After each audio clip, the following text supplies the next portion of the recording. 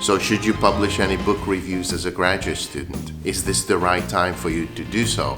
Is there anybody interested in what you have to say about a particular book? So one of the common questions that comes up with graduate students, whether they should write book reviews, because there's a little bit of a dilemma there, that you're not really formed as a scholar yet, so your opinion maybe not be as valuable as the opinion of some other people who are more established. And so would others be interested in what you're about to say about this book? And my answer to these questions is really that yes, you should definitely write book reviews. In fact, I urge all my graduate students to publish book reviews as a first step in their publication career, because publishing book reviews offers a number of advantages. One of them is that they're short, so you don't need to spend so much time on them, or rather, you can write them much faster, because writing 2-3 pages is definitely much easier than writing, say, 20 pages. And the other reason is that it's actually much easier to comment on something rather than come up with something entirely new. To be sure, when you write an article, you're commenting on the current state of your field, and you're adding something to it, or you're pointing out that something is missing or something is misconceived. But when you write a book review, this is much easier because basically you're commenting on something that's already there. And that's usually much, much easier.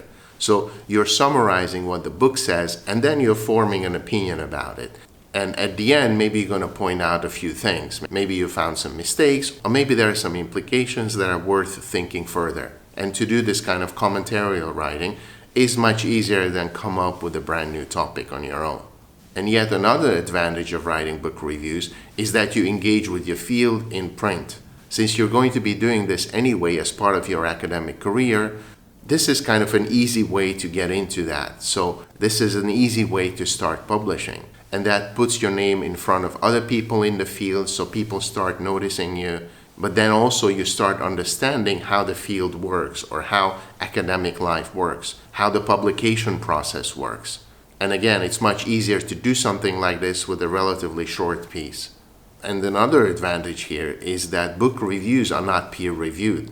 So basically, you can get into the very best journals without going through the peer review system.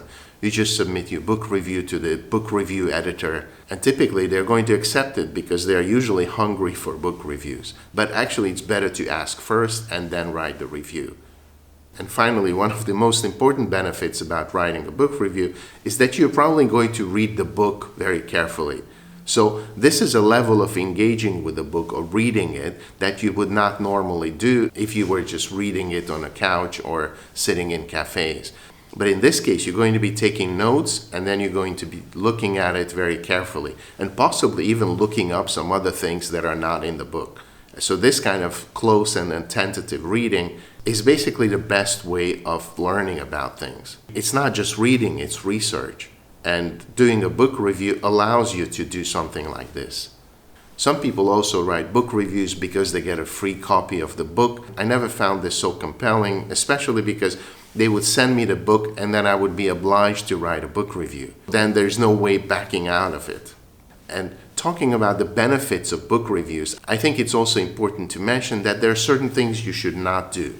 For example, I don't find it particularly useful to attack someone there, to use this as a platform to launch an attack against somebody you don't like or a book you don't like, because you're going to be writing a review about a book that's kind of in your field, which also means that the author is also in your smaller field. So even if you don't like what they're saying, you're going to be stuck with this author for the next 30 years in your field. You're going to be seeing them at conferences, meetings, and possibly end up working together. So there's no need to offend somebody right at the beginning of your career.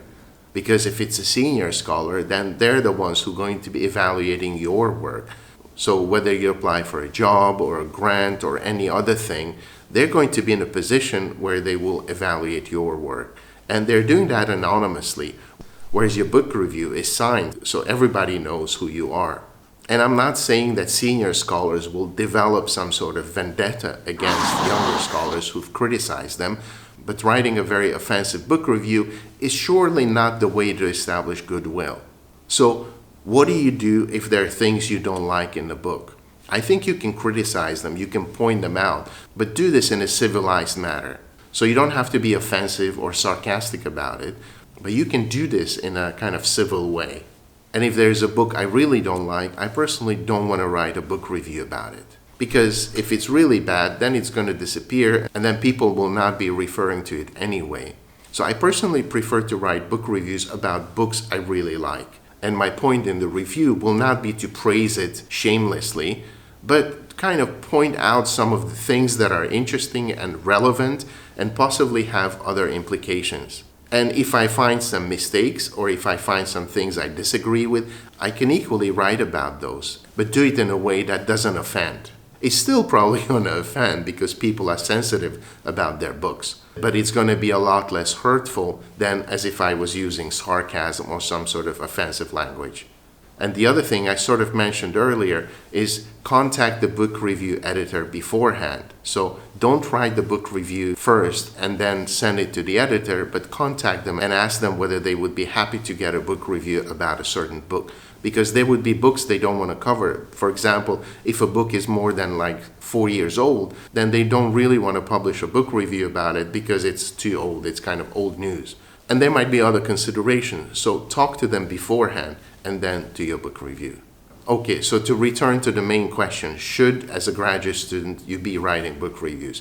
I think absolutely. As a graduate student, you should write about 3, 4, 5 book reviews, or even more if you can, because that kind of puts you on a map. You start engaging with scholarship, you read the new research in your field much more carefully, and you start a conversation. And in the meantime, you also learn how the publication process works. Okay, so let me know what your experience has been with publishing book reviews, possibly at the early part of your career. And thank you for watching, and see you next time.